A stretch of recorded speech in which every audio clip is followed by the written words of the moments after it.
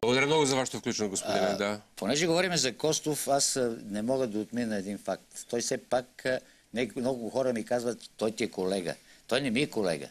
Той беше в Центъра по идеологически дисциплини. Това беше едно звено, което се прикрепеше към всички университети и ние изучавахме като студенти история на БКП, на КПСС, знаете, политикономиите, научен комунизъм и така нататък.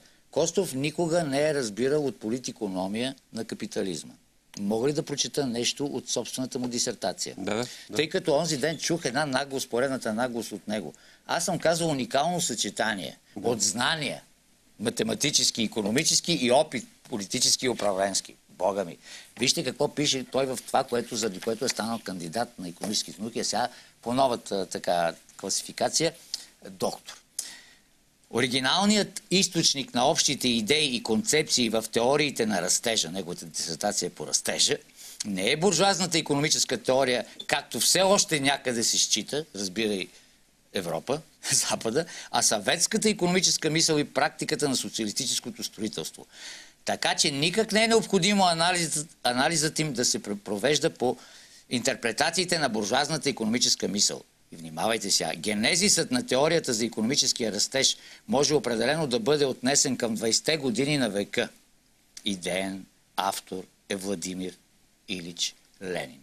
Ленин е идеолог и стратег на индустриализацията, а именно концепцията за индустриализацията е първата, макар и непълна форма на теорията за икономическия растеж. Към големите постижения на организаторската дейност на Ленин следва да бъдат посочени на първо място създаването на плана Гоерло, знаете го кой е, който той нарича втора програма на партията. И така нататък. Други думи. Истинският марксист-ленинец Костов първо не разбира нищо от математически модели. Аз нямам правото да кажа кой му е бил консултант в кавички, т.е. му е правил математическата част от дисертацията, защото нямам неговото разрешение, но той не е можел да си пусне програмите в изчислителния център на Техническия университет или ВМИ Ленин тогава, а други хора са му пускали програмите. Той е нагъл, брутален лъжец.